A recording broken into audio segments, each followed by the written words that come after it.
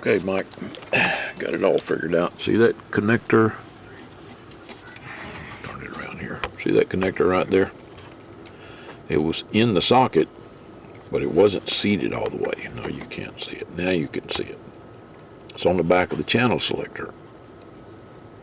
And it was, like I said, it was almost seated, but it had backed out just a little bit, just enough to where that sometimes the contacts wouldn't, wouldn't make contact. You can see now it's working like it ought to.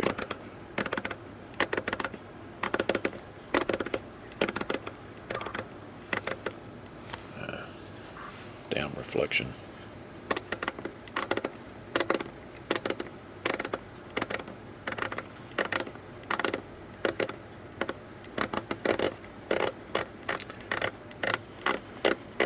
Something else I did while I had it here, I went ahead and did an update on the software, and you now have a dimmer switch in the back. Right now it's in the center position, which is the normal brightness position, but you now have two stages of dim. That's dim 2 right there, and I think that closely matches the frequency display. That's the normal brightness. That's dim 1. But I think dim 2 is, where you got it set at now. And that's all the way up. Okay. And like I said, it's in the corner back there. I'll label it. That's dim 1, normal, dim 2. Okay.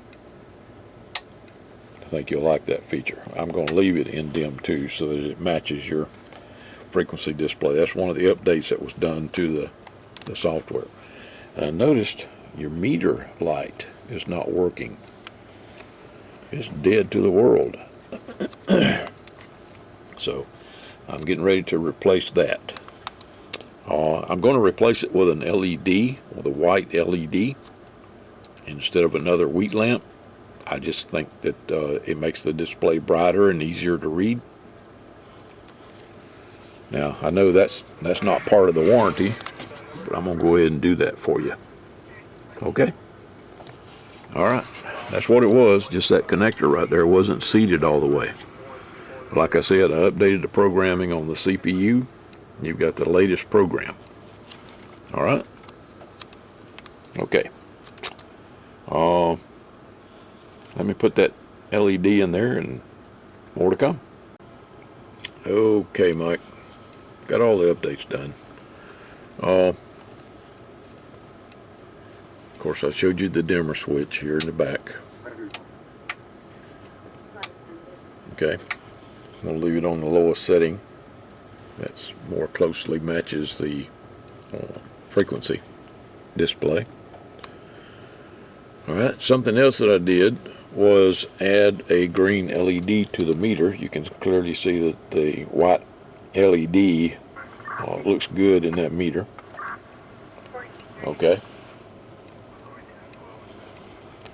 And also, as an indication when the SP1 is on, there's a green LED now in the meter. You see that?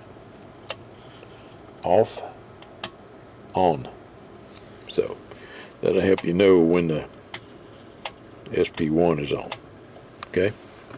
Started doing that now. That's pretty much it. The radio works great. Set it back to the normal position.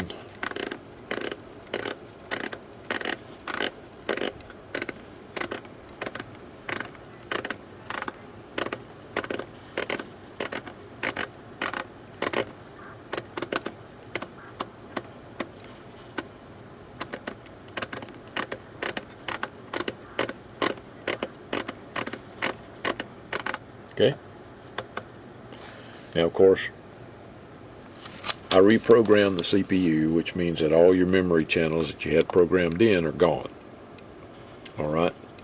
So you'll have to redo those. But like this one, let's go back down to channel 1. I'll put that one in A, store. Okay, and that's get.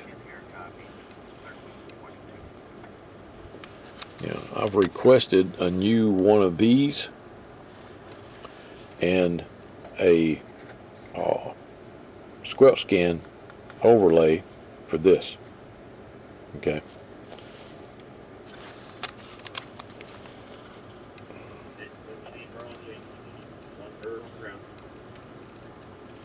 All right, so